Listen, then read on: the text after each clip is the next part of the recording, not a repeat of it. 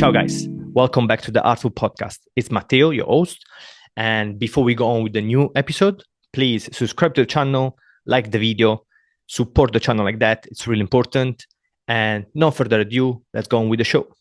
I have not read this, but Monumental Warhol car crash painting is being sold for more than 80 million. 80 millions. What can you do with 80 millions? A lot of things. An Andy Warhol painting from his famed Death and Disaster series will be auctioned during New York sales, where it could become one of the most expensive works by artists ever publicly sold. Sorry, my dyslexia. Estimate to fetch a price of 80 million. White Disaster.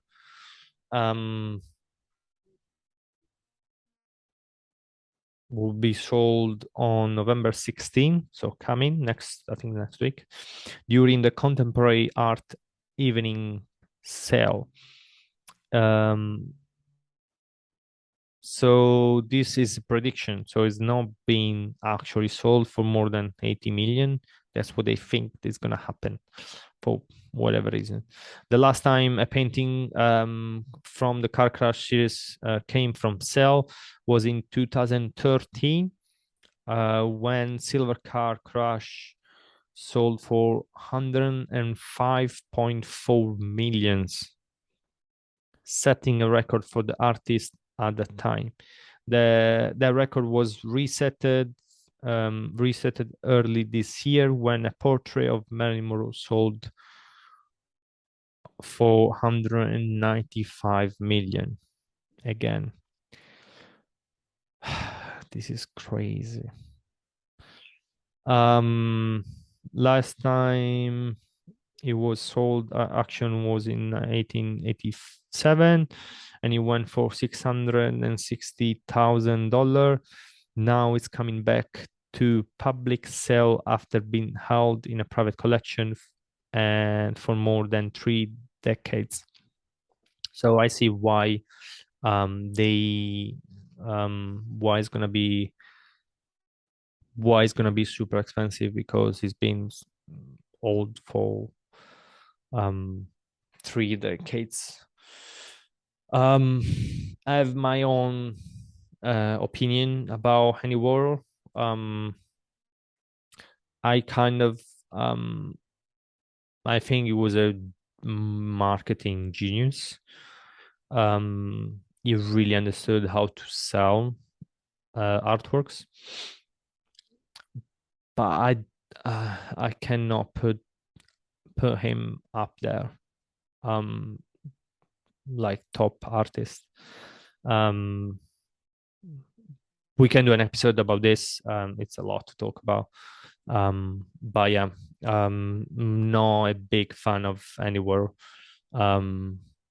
for many things that he said actually as well. So yeah, that's it. The car crash painting is probably going to be sold at 80 million plus. I think it's going to go more than 80 million. If the last one was sold for 105, it will definitely, yeah, because yeah, that's how these things goes. Oh, there is this one really funny, and this one is funny because it happens all the time if you work in a gallery. Some artworks you're like, I don't know how I'm gonna hang this, and hopefully this is the way. Obviously, you can check with the artist, and that's what I do. That's what we do usually. But this happen in your head happens all the time. You're looking at some artworks, you're like, is there a right way to hang this, or is there I can just hang this anyway. It doesn't really matter, because at the end of the day, most of those things, they don't really matter which way they been hanged. And this is the proof. And Mondrian, which is a massive artist, Mondrian work was found to have been hung upside down for over 75 years. So a Mondrian is being hanging upside down for more than 3 decades, 75 years. Sorry, 3 decades. I mean, 7 decades. 7 decades. This is crazy.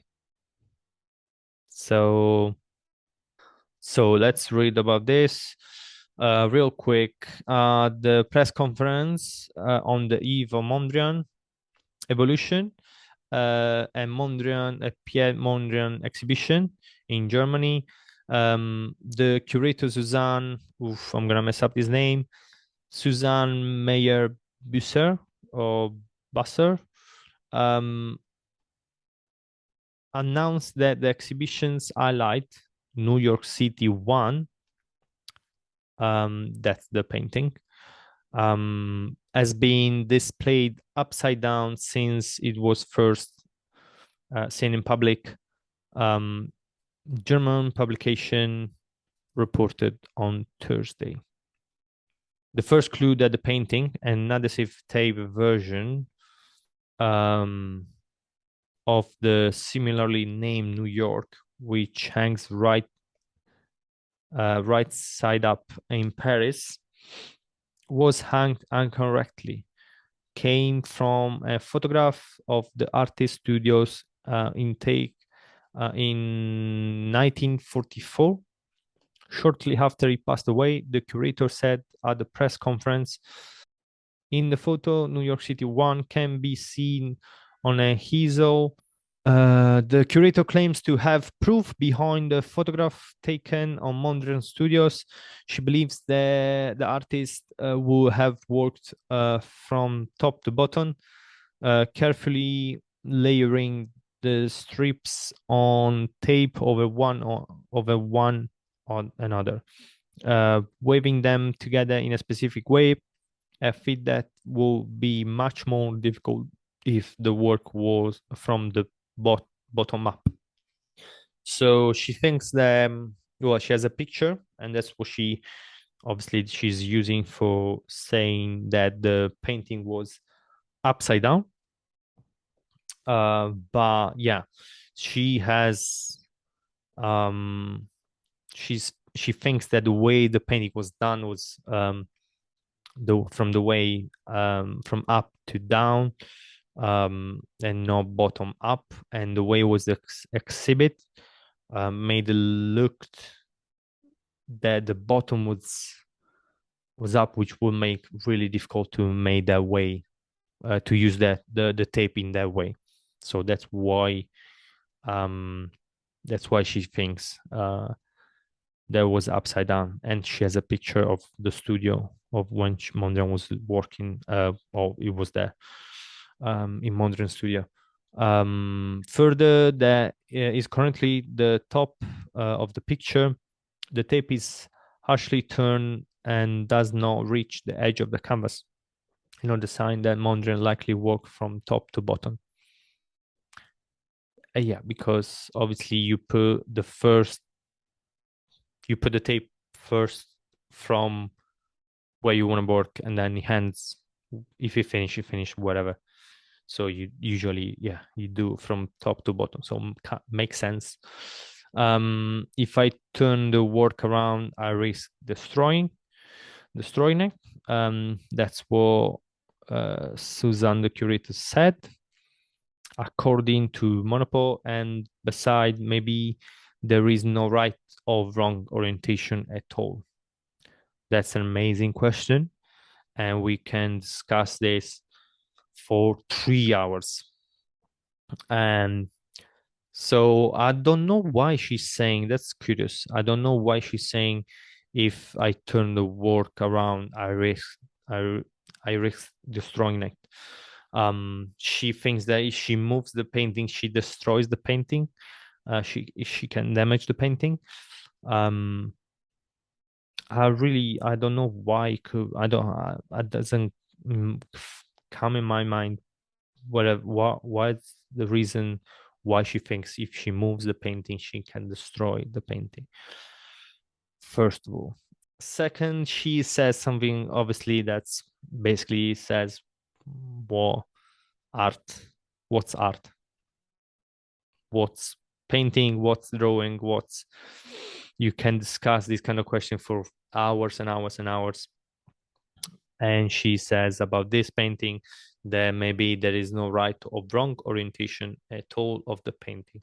So because technically he's been upside down for 75 years.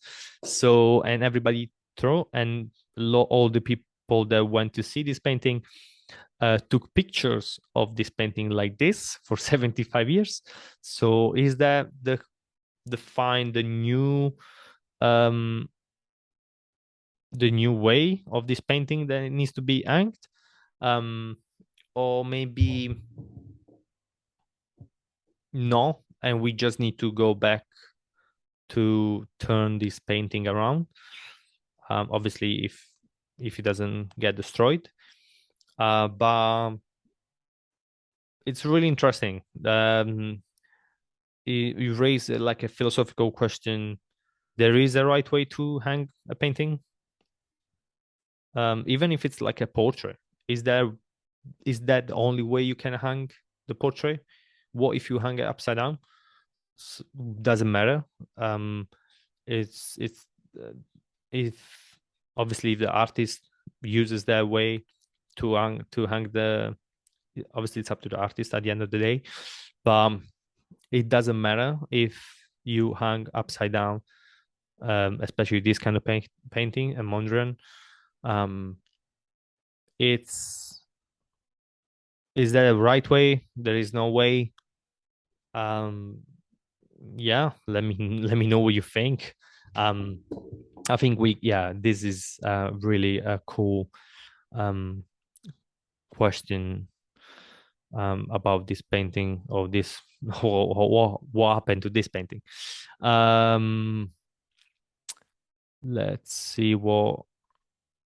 So shortly after publication, the MoMA curators took a second look and whom ultimately rehung the picture in the correct way. Mr. Herbert should be given a medal, says this journalist of the Times. Yeah, the fact that for 70 years these paintings was upside down. I mean, obviously, if you see the painting, you can understand why that didn't really matter and nobody really questioned it. But at the same time, the fact that it was upside down and it was not meant to be like this, it's crazy. It's so funny. So funny. 75 years. So funny. It says a lot about art, actually. This whole incident says a lot about art. Oh, if it does. Oh, this is so interesting.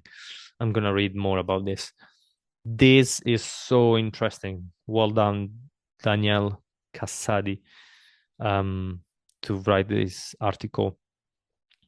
This thing that happened says a lot about art. Yeah. And with this, guys, with this magical moment, I'll thank you to watch the episode, and again subscribe to the channel. It's really important. Please help this channel to grow, and we can do more episodes about this, about talking about art. Like the video, it helps the algorithm. Share to people that think they might enjoy art and listen to listening to a stranger on YouTube talking about art. Again, guys, thank you very much from the ARTFUL podcast. It's everything, and I'll see you next time with some more artful news.